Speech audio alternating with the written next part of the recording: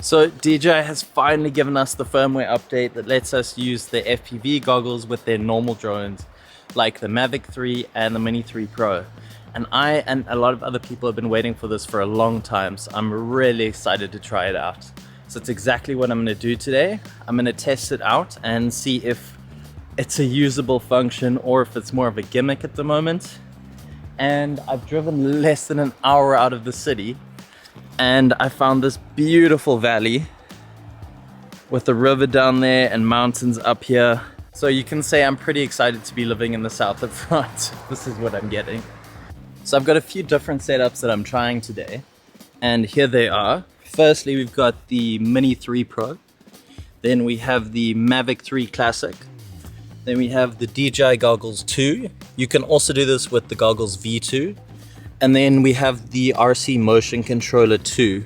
Unfortunately, it's only compatible with the 2. It's not compatible with the 1. And then I've also got some freewheel ND filters here that I'm going to pop on for a bit of a smoother FPV experience. So I have the Goggles 2 and the Motion Controller bound with the Mini 3 Pro. And I've also got the freewheel ultra wide filter on here, because for FPV you generally want as wide of a field of view as possible, so I think that's going to be really nice to use with this setup. So this is the first time I'm actually using the Mini 3 with the goggles, so you're going to run through it with me for the first time. And I've started a screen recording here so you can actually see what I'm seeing in the goggles as well as from the drone. But it's basically the same as any other O3 air unit or DJI FPV drone. You've got your camera settings there, you've got your other settings here for safety, controller, advanced camera settings, all of that. So I think we're just going to take off and go and see how it runs. Press and hold the lock button to take off.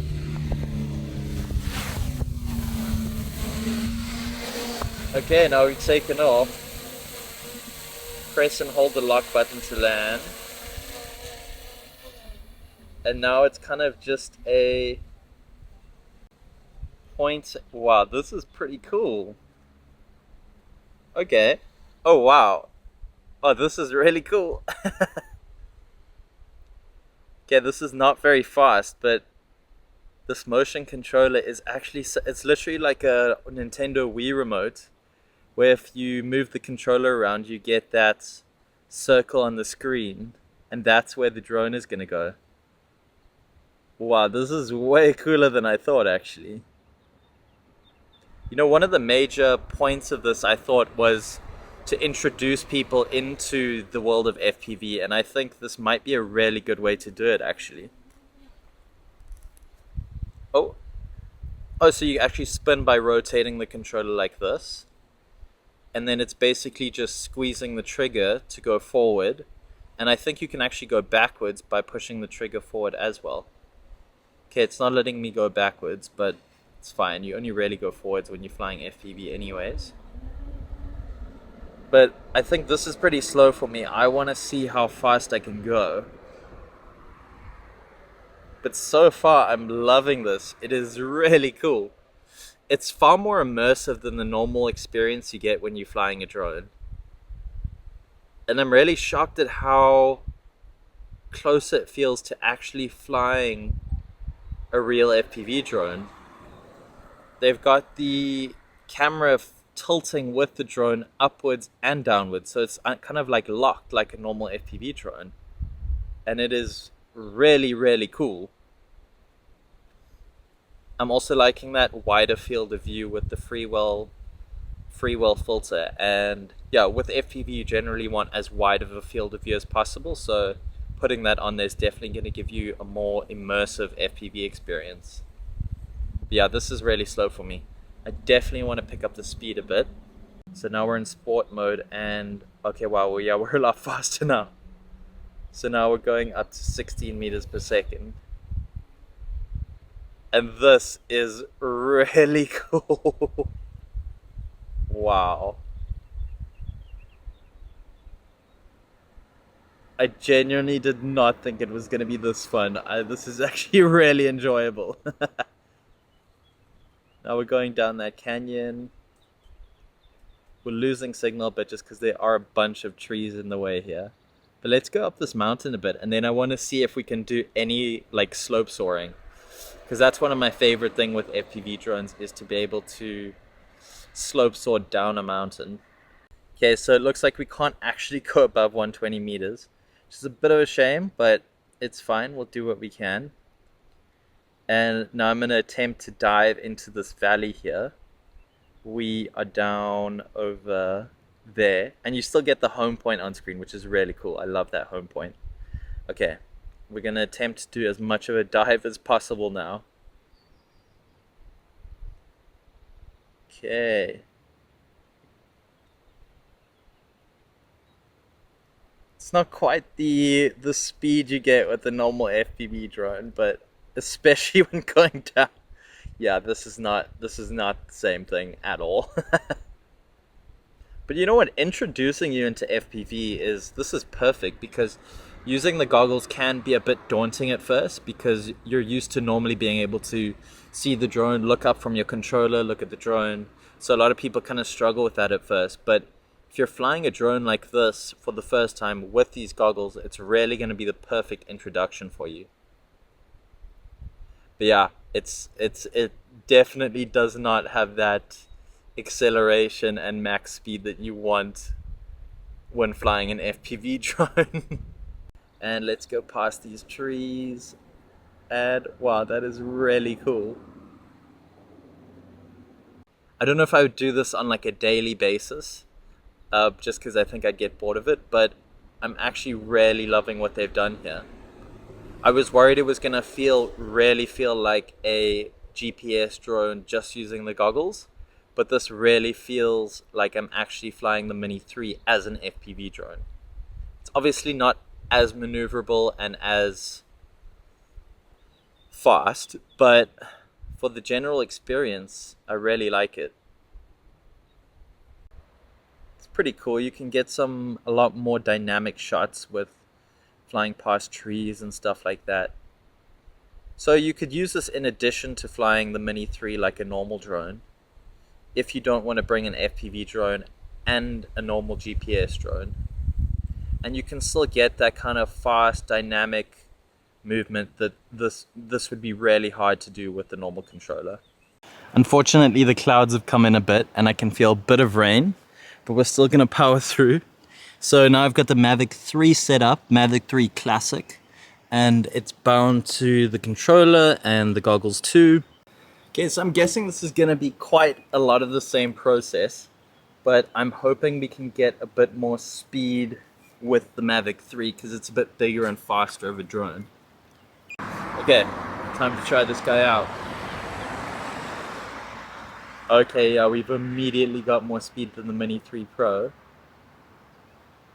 And overall, it feels basically the same.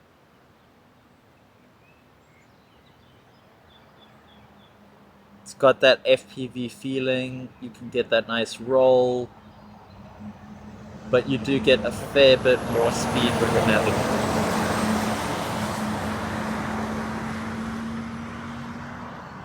Let's get a bit of altitude. Interested to see if we have that same altitude limit that we got with the Mini 3 Pro. Yep, okay. Stuck at 120 meters again. I don't quite know why that is. Maybe someone can tell me in the comments. But let's see if we can do a bit better of a dive this time with the Mavic 3. I wonder how this would be with the Inspire. Okay, it's quite a lot better of a dive. I think we can go quite a bit faster.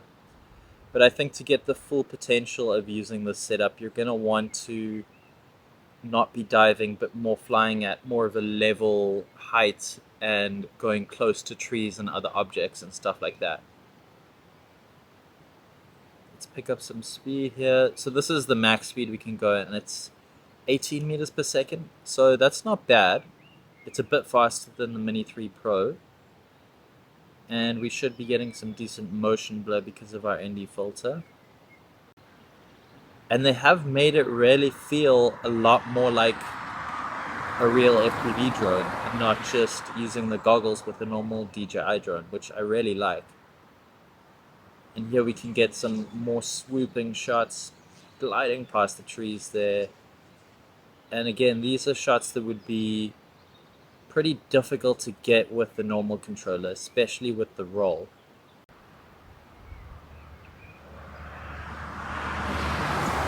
And let's go past there. Oh, that's really beautiful. I really like what DJI have done here. It's not the most practical thing to use, but I could see myself bringing this along and just using it to get some of those extra FPV-like shots and not having to bring a whole nother FPV drone with me. Because shots like this, I could never do this with the normal controller. Just because you can't get that swooping motion and the flowy tilt and the flowy roll that you can with this setup. So I really like it. So I think it's functional and it's definitely something that I could see myself using. And again, you've got that nice H there, so I can see exactly where I need to go if I want to return to home.